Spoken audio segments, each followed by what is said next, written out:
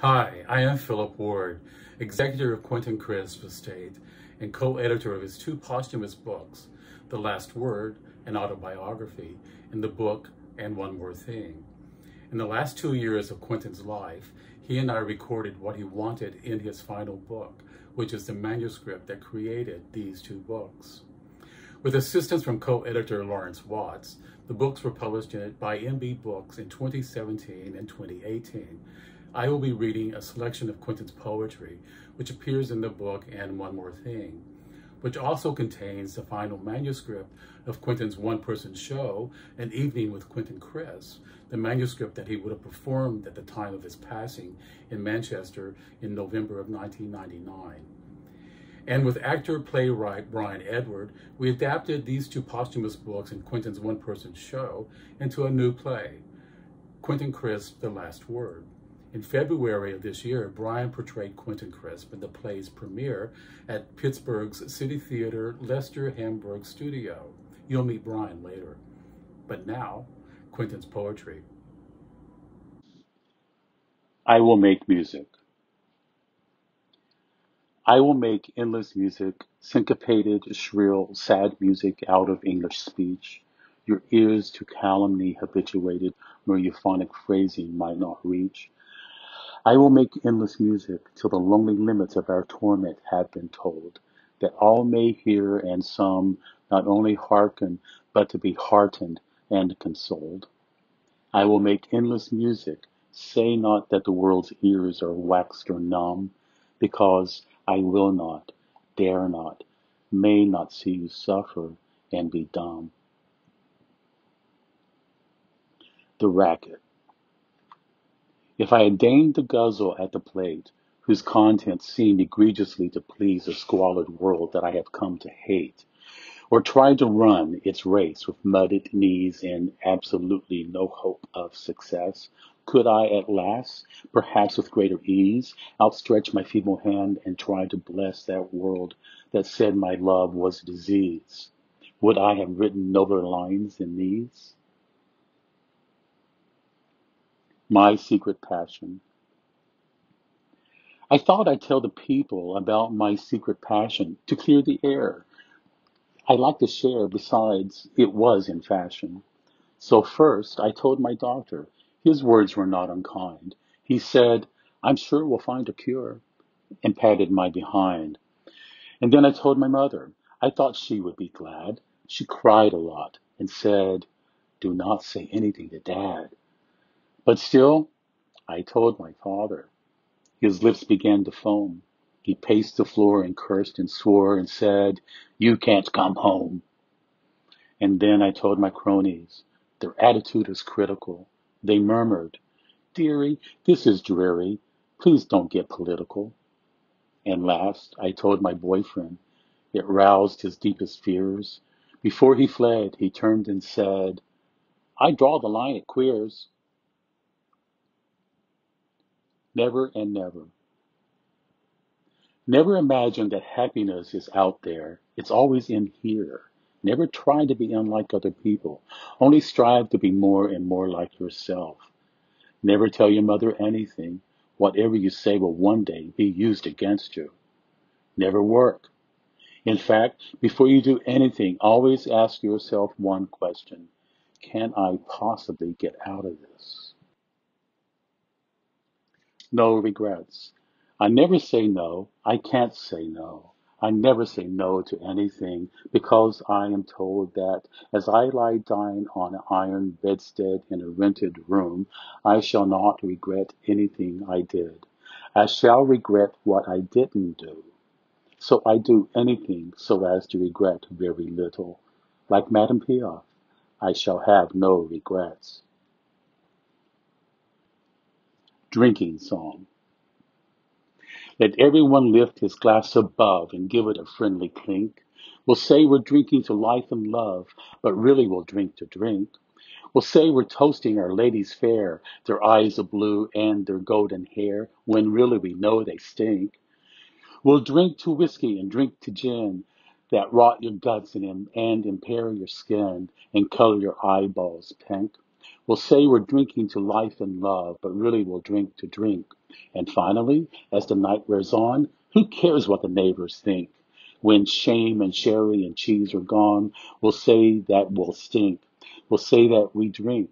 We'll say that we drink to drink. Let everyone lift his glass above and give it a friendly clink. We'll say we're drinking to life and love, but really we'll drink to drink. We'll say we're drinking to absent friends, to comrades meeting in journey's ends. Who cares if they swim or sink?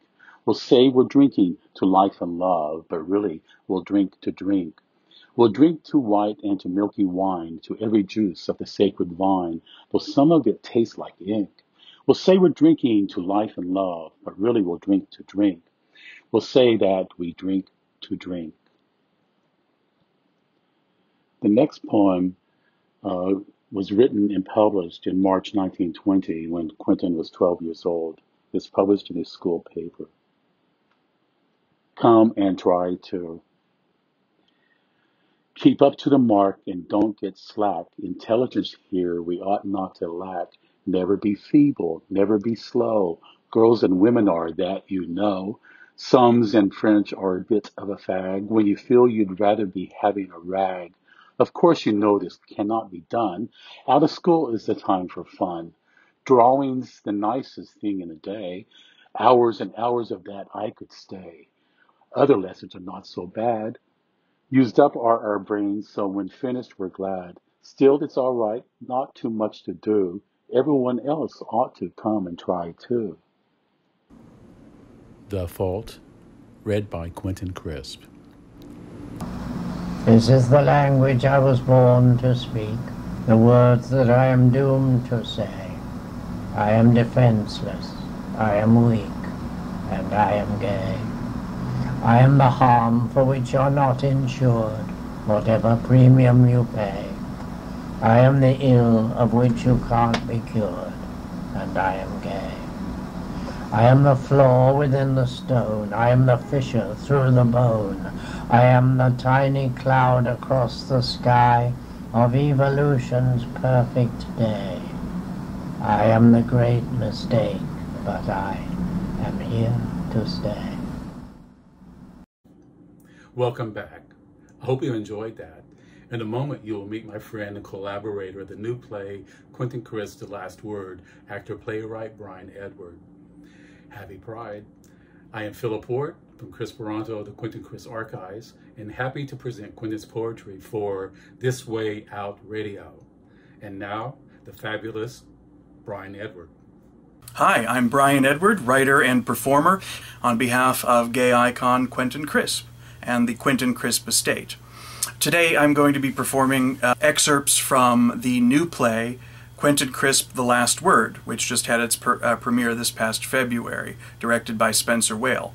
It was adapted from Quentin Crisp's final and posthumously published autobiography, the script of his one-man show, and various interviews by myself and longtime Quentin confidant and executor of the Quentin Crisp Estate, Phillip Ward.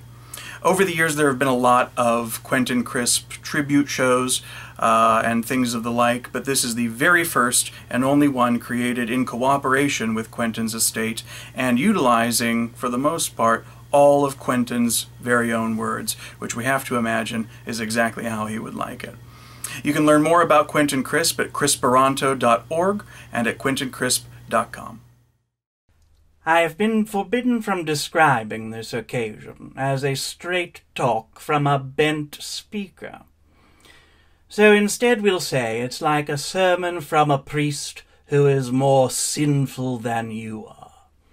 Now, whenever I suggest to anyone that he should develop his own lifestyle, he immediately says, "Oh, I am not wise enough, witty enough, or handsome enough. Beauty is a complete waste of time. And for that matter, so is companionship. Yet over and over again, people in middle life visit me and they ask me the same burning question. Is there life after marriage? The answer is no. The constant proximity of another person will cramp your lifestyle, fatally, in the end, unless that person is somebody you love, and then the burden will become unbearable at once. Now, first of all, will you accept that love is the extra effort that we make in our dealings with those whom we do not like? Now, you are the people who wanted to redistribute the wealth of the world, and half of the wealth of the world is its love. Now, if we give all the love to the brave and the beautiful, they will become the millionaires of love. This, I think we're agreed, is objectionable. We must, therefore, if we're going to give any more of our attention to one person than another, it must be given to the unlovable. If you share a territory, you will, in the end, only be left with the things about which you disagree. If you get up at 6 in the morning and your little friend gets up at 6 in the morning, within a week you will take this for granted. But if your friend wants the soap on the left-hand side of the wash basin and you want it on the right, divorce. And people will say, you got divorced over a cake of soap? They forget that you moved it every day. My view of sex, well, homosexual sex, was certainly tainted not only by my experience in London as a rent boy, but by the times during which I was sexually active.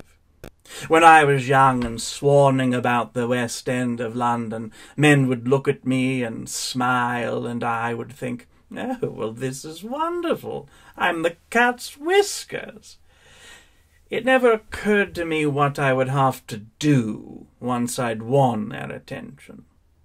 I think a lot of women think this way. Marlene Dietrich said, you have to let them put it in or they don't come back. That's a wonderful thing to have said. She didn't want sex. She wanted admiration. Sex would have smudged her makeup and spoiled her hair. I think I thought I would be taken to an expensive hotel or apartment, but really I was only going to be taken to a dark doorway in the street, whereupon the man would say, this'll do. And those were the only words of physical love I have ever heard. I never thought I was gay. I never heard the word homosexual until I was about 19 or 20, but I knew I was different from other people, because they made it perfectly obvious to me. I don't ever remember a time when I was not being laughed at. But I think the time comes for everybody when he has to do deliberately what he used to do by mistake. This is the only way in which you can get the joke onto your own terms. And as soon as I'd realized this fully, I started to make it clear to the world that I knew what it was they were laughing at. I have been to restaurants in recent times that were either exclusively or almost exclusively gay restaurants. And the worrying thing to me is that all the people there look exactly alike. Now, there's one restaurant. There were no women to start, only men. They were between the ages of 18 and 28, and they all had on tractor boots, jeans, kitchen tablecloth shirts, and little mustaches. And if you see anybody who appears this way, well, you can safely stretch out your hand and shake his, saying, I see you two are queer. So what good is this? You go there and you meet one of these people, and you think, well, here is this great, dark, masculine man, and you take him away with you. And you roll on the ground at his feet, saying, walk on me, I am your slave. And he says, oh, do get up, you're ruining the carpet. It's hopeless. This is conformity of the most absurd kind to me. If you struggle through all these layers of convention, of disapproval, What is the good if you've only arrived at your own form of convention? Do you understand my objection to this? I am trying to speak to those people who feel that the band always seems to be playing in another street. And when I say, go to where the band is playing, they say, I haven't a thing to wear. Now, as I see it, you only have to wear your wonderful selves. The reason why the message seems to be urgent is that the benefits are very considerable.